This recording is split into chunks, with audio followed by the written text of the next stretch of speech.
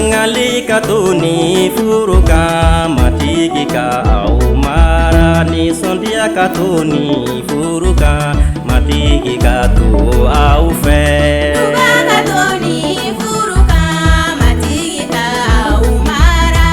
Duba katuni furuka matigi ka tu au fe. Duba katuni furuka matigi ka au mara. Duba katuni furuka matigi ka tu au fe. Kanu ya katuni furuka matigi ka au mara. Nema katuni furuka matigi ka tu au fe. Ambe barka da Ala ye bidon yeli koson.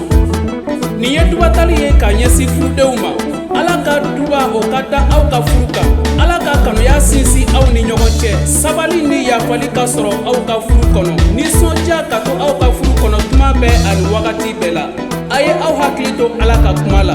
Ala ka duba aw ye an matigi Yesu Krista tɔgɔ la.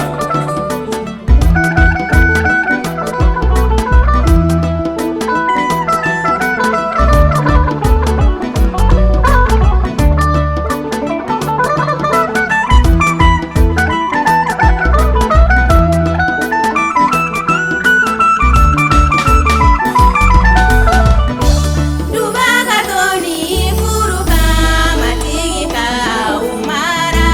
Duba katuni furuka matigi ka tu au fe. Duba katuni furuka matigi ka au mara.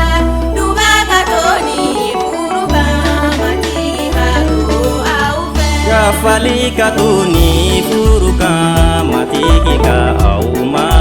Sabali katuni furuka matigi ka tu au fe. Duba katuni furuka matigi ka au mara. Duba katuni furuka matigi ka tu au fe. Duba katuni furuka matigi ka au mara. Duba katuni furuka matigi ka tu au fe. Iye furu sigi alaka kumaka matigi na duba awe. Ni ye furu sigi alaka kumaka matigi na